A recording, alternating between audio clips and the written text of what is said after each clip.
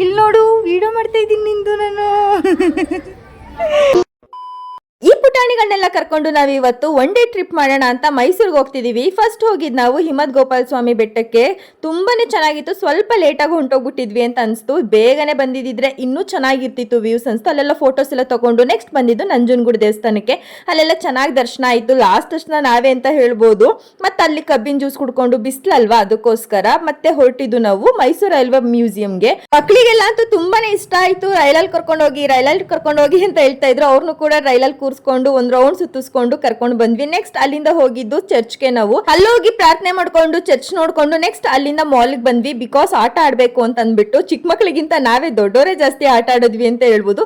Gaming ಅಂತೂ ಸಖತ್ತಾಗಿತ್ತು. ಅಲ್ಲೂ ಕೂಡ ವಿನ್ನಿಂಗ್ ಮೂಮೆಂಟ್ ಇತ್ತು. ಸೆಕೆಂಡ್ ಪ್ಲೇಸ್ ಬಂದೆ ನಾನು ಅಂತ ಹೇಳ್ಬೋದು. ಅಲ್ಲೆಲ್ಲ ಆಟ ಆಡ್ಕೊಂಡು ಮಕ್ಕಳಿಗೂ ಕೂಡ ಗೇಮ್ಸ್ ಆಡ್ಲಿಲ್ಲ ಅಂದ್ರೆ ಬಿಡ್ತಾರ, ಅವ್ರಿಗೂ ಕೂಡ ಅಲ್ಲಿ ಇದ್ದಂತ ಗೇಮ್ಸ್ ನೆಲ್ಲ ಆಡ್ಸ್ಕೊಂಡು ಅಲ್ಲಿಂದ ನಾವು ಸ್ಯಾಂಡ್ ಮ್ಯೂಸಿಯಂ ಬಂದ್ವಿ. ನಾನು ಇದನ್ನ ಮೈಸೂರಲ್ಲಿ ನೋಡಿರ್ಲಿಲ್ಲ, ಫಸ್ಟ್ ಟೈಮ್ ನೋಡಿದ್ದು. ನಿಜವಾಗ್ಲೂ ನಂಗಂತೂ ಸಖತ್ ಇಷ್ಟ ಆಯ್ತು. ಎಷ್ಟು ಕ್ರಿಯೇಟಿವ್ ಆಗಿ ಮಾಡಿದ್ದಾರೆ ಅಂತ ಅನ್ಸ್ತು. ಅಲ್ಲಿಂದ ಸಚ್ಚಿದಾನಂದ ಆಶ್ರಮಕ್ಕೆ ಹೋಗಿ ಹನುಮಂತು ಪಲಾವ್ ಬಂದ್ಬಿಟ್ಟು ಚೆನ್ನಾಗಿ ಬ್ಯಾಟಿಂಗ್ ಮಾಡ್ಕೊಂಡು ರಿಟರ್ನ್ ಆದ್ವಿ. ಈ ವಿಡಿಯೋ ಏನಾದ್ರು ಇಷ್ಟ ಆಗಿದ್ರೆ ಕಾಮೆಂಟ್ ಮಾಡಿ, ಫಾಲೋ ಮಾಡಿ ಅಂತ ಹೇಳ್ತಾ ನೆಕ್ಸ್ಟ್ ವಿಡಿಯೋ ಸಿಗ್ತೀನಿ. ಬಾಯ್.